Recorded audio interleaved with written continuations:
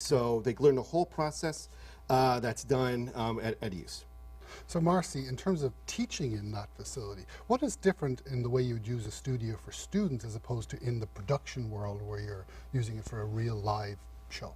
Well, you know, there's actually not that much different. I mean, when we're actually producing the broadcast, there's very little difference. It's when we're actually teaching them, though, you know, it's stopping and starting and just showing them the individual pieces of equipment and how you use them and what you, you know, what they're there for. So, but when we're doing the newscast, it looks just like any other control room I've ever been in.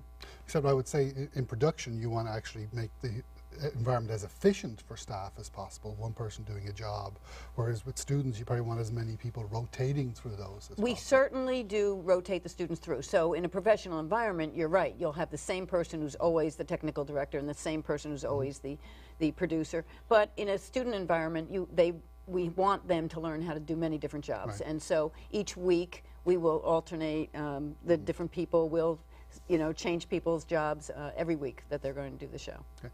So Phil, the studios are used for more than just journalism. We use them to support teaching in all departments around the university.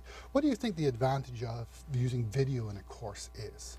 Well, it's an opportunity to bring what you're teaching to life. You know, it's one thing to, you know, read in a textbook or go to some kind of website that might have some archival video of what it is you're teaching. But to be able to create fresh material that is centered on what your syllabus is and what you're teaching exactly can give your whole entire lesson plan a whole new dimension.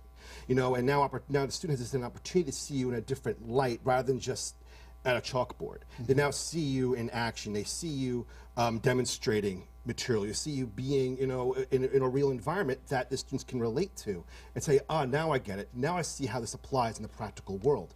And doing that in a studio environment or doing it in the field with video equipment to the professor's strengths is extremely beneficial and gives a nice leg up on what the professor wants to teach, and I believe would create more retention for the students who are watching the material because now they're able to relate. Okay.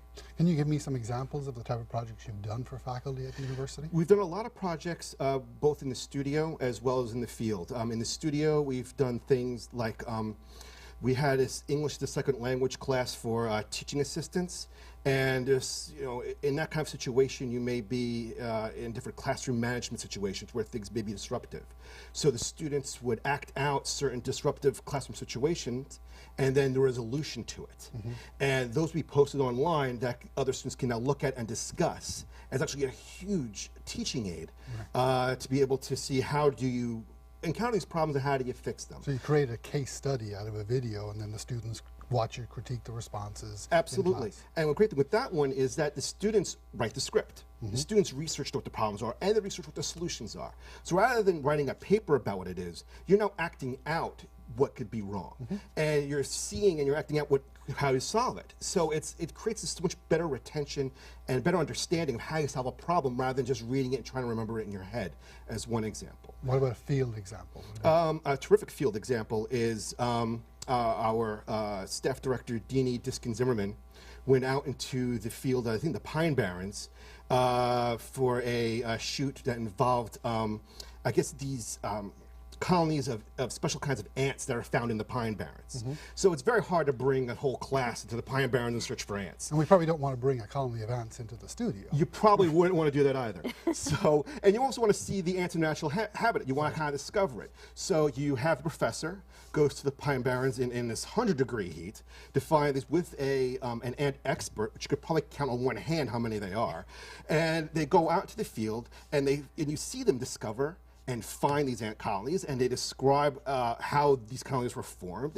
You see the ants in progress, and you see the little bits, like, you see the ants starting to bite the hands of the professors, and they start to scream, ouch, as they're going through it. So you see the whole entire thing come to life, rather than reading about these ant colonies and seeing where they have it, but actually go in there, find where they're located, dig them out, see the discovery, and then watch it in this high definition piece. You see how they all work. It's just such an exciting piece, and I think would create a wonderful learning tool for students. Sounds to me like we have our own resident video journalists on the staff.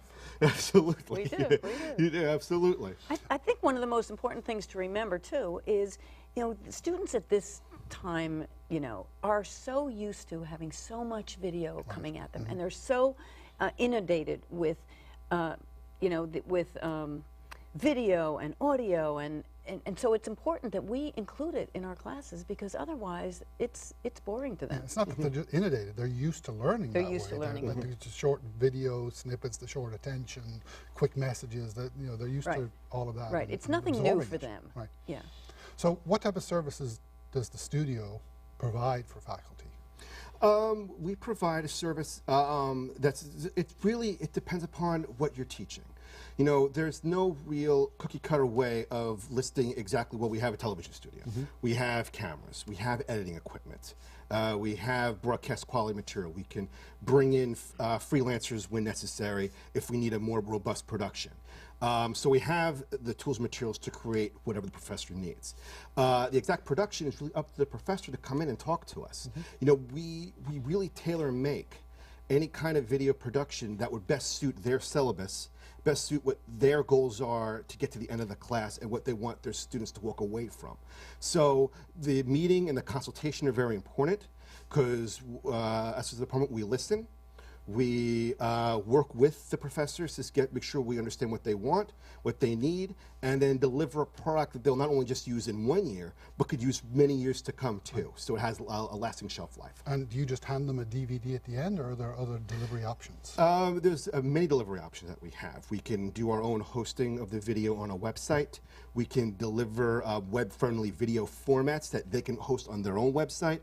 We could, of course, give the typical DVDs, videotape, whatever they want, and distribute however they see fit. It really depends upon whatever the professor needs for their class to be successful is what we can give. Right. Well, Phil and Marcy, thank you very much for being on the show today. Thank you. If you have questions for either of our guests, you can post them on the blog on the TLT website at tt.stonybrook.edu. We also post our videos on our Facebook site. Just search for Innovations in Education. I'm Graham Glynn, and look forward to seeing you on the next informative edition of Innovations in Education.